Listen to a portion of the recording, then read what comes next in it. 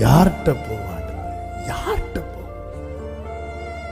நித்திய ஜீவ வசனங்கள். இந்த முதல் பாயிண்ட்ல செய்தி இதுதான். நான் வந்திருப்பது, என் வாழ்க்கையில நிறைய காரியங்கள் சந்திக்கப்பட வேண்டியது உண்மைதான். ஆனா நான் வந்தது இம்மைக்காக அல்லப்பா, நித்தியத்துக்காக.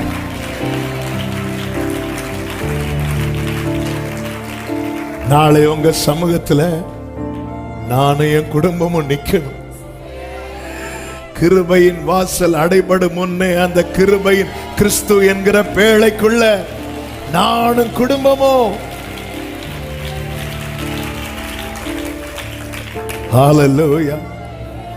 கிருபை எப்படி பேழையின் வாசல் அடைபடுவதற்கு முன்னமே நோவாவும் குடும்பமும் அந்த பேழைக்குள்ள என்றானாங்களோ,